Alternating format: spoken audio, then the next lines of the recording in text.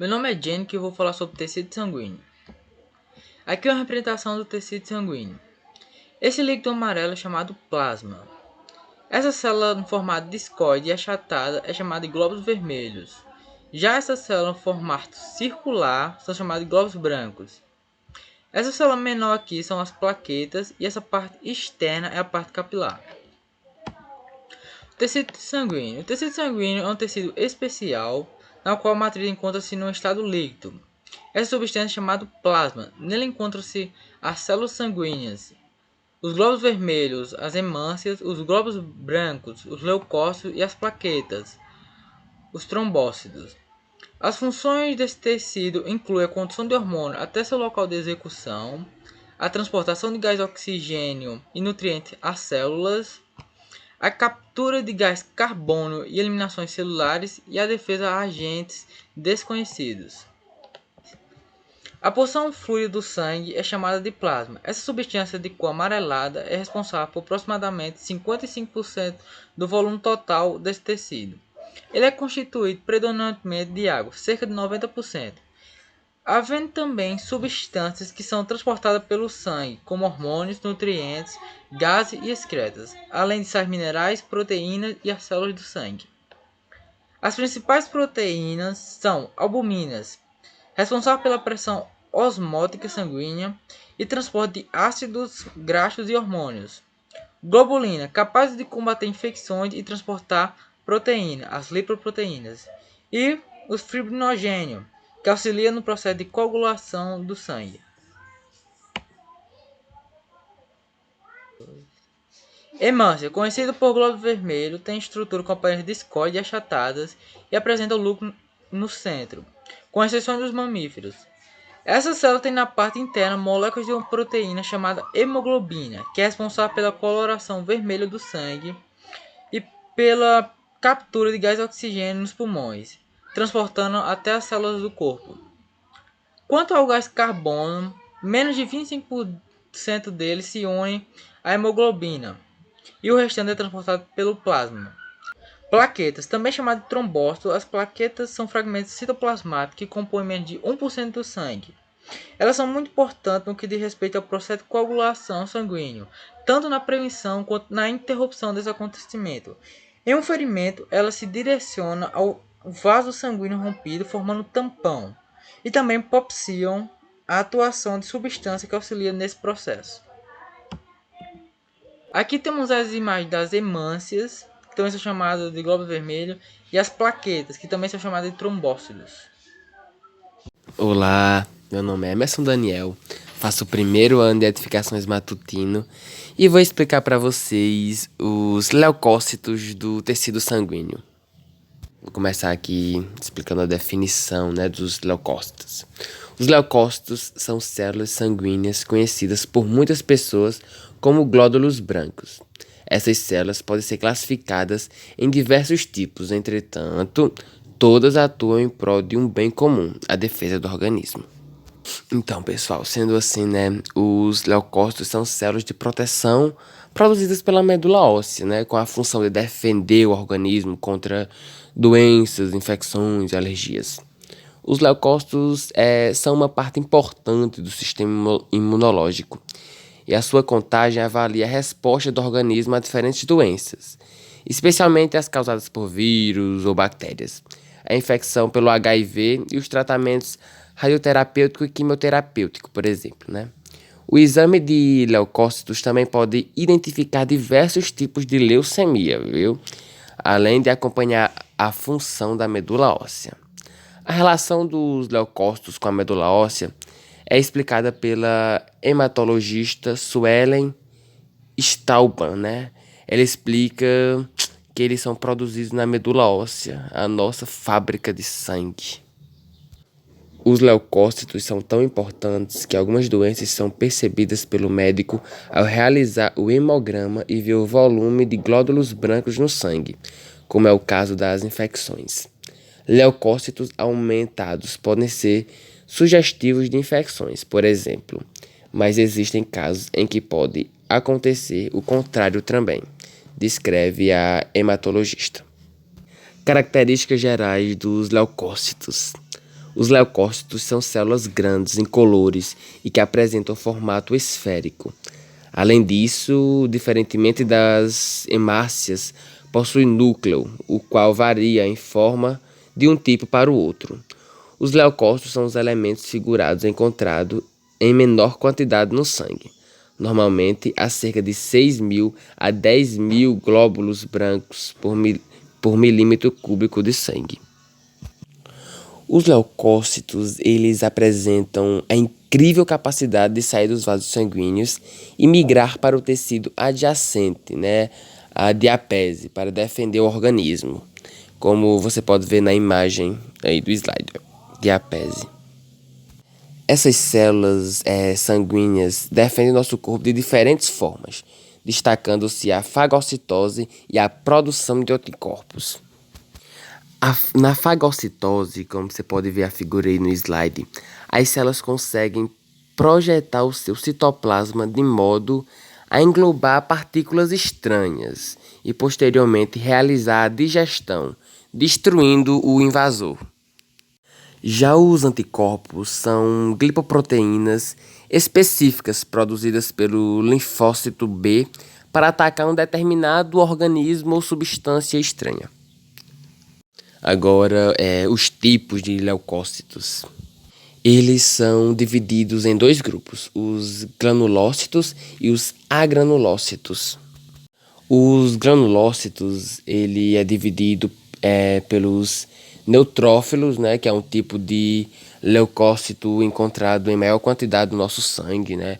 Seu núcleo contém de 3 a 5 lóbulos. Essas células ela é destacada pelo seu alto poder fagocitário. Também tem os eosinófilos, né, que são células que também apresentam capacidade de realizar fagocitose, mas de uma forma mais lenta que os neutrófilos. Seu núcleo apresenta, de uma maneira geral, 2 lóbulos e são comuns quando ocorre alergia e tal. E representam de 2 a 4% do total de leucócitos no organismo. E para fechar, né, esse grupo dos granulócitos, por último tem o basófilo, né, que é um tipo de leucócito volumoso e com núcleo de forma irregular. Ele é caracterizado por produzir heparina e histamina, né, substâncias que possuem, respectivamente, ações anticoagulante e vasodilatadora. Agora temos outro grupo, que são os agranulócitos, né, que ele é composto pelo linfócitos, né, que é um tipo de leucócito esférico que apresenta um núcleo muito volumoso. Pode ser classificado em linfócito B e linfócito T. Os linfócitos B maduros, os plamócitos, são responsáveis pela produção de anticorpos. Já os linfócitos T apresentam vários tipos que atuam na estimulação dos linfócitos B. Apresentam o término da resposta imunológica, induzem células a entrar no processo de morte programada, entre outras ações. E também tem os monócitos, né, que são leucócitos de grande tamanho e com núcleo de formato variável. Apresentam grande capacidade de fagocitose. Confiram aí essa imagem, né, que é para vocês entenderem melhor o assunto. Valores de referência para o exame de leucócitos. O número normal de leucócitos no sangue depende da idade e do sexo da pessoa. Também, alguns laboratórios podem utilizar formas de mensurar diferentes, fazendo com que os valores possam variar um pouco. Contudo, eles costumam ficar na faixa dos 4.500 aos 10.000 glóbulos brancos. Como você pode ver, né, os linfócitos 20% a 40%, neutróficos 40% a 60%, eosinófilos 1% a 4%, basófilos 0,5% a 1% e os monócitos 2% a 8%. Para finalizar as minhas referências, e espero que você tenha gostado, e muito obrigado pela atenção. Primeiramente, bom dia. Eu me chamo Palmeira Jade e vim apresentar para vocês alguns tópicos sobre o tecido hematopoético. Bom, primeiramente a Bom, gente, o tecido sanguíneo é considerado um tipo especial do tecido conjuntivo, em que as células se encontram separadas por grande quantidade de plasma. Já o tecido hematopoético atua na produção dos elementos segurados do sangue. Como assim elementos segurados do sangue? Bom, isso significa que estão envolvidos os processos de renovação, proliferação, diferenciação e maturação das células. Tal processo é conhecido por hematopoiese, também conhecido por hematopoiese, hemopoiese e hemopoiese.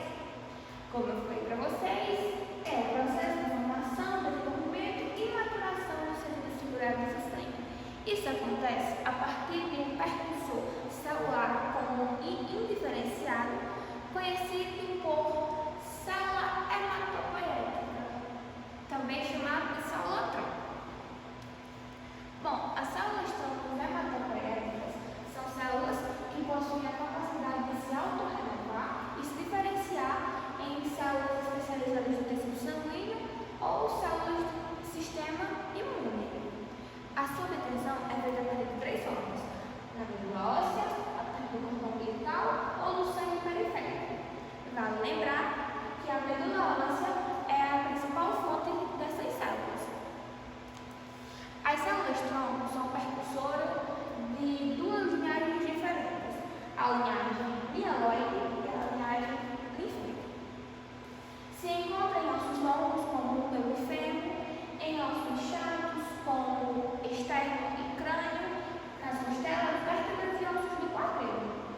Também para os glóbulos vermelhos, alguns tipos de glóbulos brancos e quadris, a partir das células tronco hematopoéticas, como já falei para vocês. E aí temos a linhagem linfóide, que produz apenas glóbulos brancos, os monofócitos B e T. Aqui a gente tem um exemplo de célula-tronco e como acontece a diferenciação dessas linhagens. Aqui vocês vão ver que essas células possuem duas linhagens: a mieloide e a linfóide. Como eu falei para vocês, o linfócito B e T da linhagem linfóide e aqui tem a linhagem leoide. Os glóbulos brancos, que eu falei para vocês que produziam, as massas e as plaquetas. Glóbulos brancos, como basófilo, enófilo, neutrófilo e monófilo. Aqui temos algumas referências. Olá, bom dia. Me chamo Ana Letícia e vou apresentar para vocês algumas coisas sobre o tecido hematopoético. Qual é a função do tecido hematopoético? O tecido hematopoético é responsável pela formação das células sanguíneas e é encontrado na medula óssea vermelha, em alguns órgãos, tais como timo, baço e linfonodos. Resumindo tudo, ele é responsável pela renovação das células sanguíneas, e esse processo de renovação é chamado de hematopoese, pois as células possuem funções diferentes e têm um período curto de vida e precisam desse processo. O sistema hematopoético é composto por medula óssea, baço, fígados, rins, também pelos linfonodos e timo. E pessoal, a medula óssea é um dos órgãos mais importantes, pois ela produz todas as células do sangue. Vou falar um pouco sobre as medulas ósseas. Na fase embrionária, a medula óssea é vermelha. E uma informação muito importante é que, assim, na fase embrionária, como já tenho dizendo, elas são vermelhas, mas ao passar do tempo, com o nosso envelhecimento, elas começam a acumular gordura e se transformam em medulas amarelas. A medula óssea vermelha. Em alguns casos, a medula amarela é capaz de se converter em medula vermelha. Então, gente, em alguns casos, elas se convertem. E a medula óssea vermelha são encontradas em ossos longos. Então, pessoal, o nosso sistema hematopoético é fundamental para a nossa vida, pois elas produzem, todas as células do nosso sistema sanguíneo. É essencial para a nossa vida. E obrigada pela atenção de todos. Bom dia a todos, eu sou Brena Vitória, do primeiro ano de Edificações Matutino, E hoje eu vou falar um pouco sobre o tecido hematopoietíco e suas divisões. A divisão do tecido hematopoietíco ocorre de duas maneiras: em forma líquida, que é o plasma, e a parte sólida, que é formada por elementos figurados.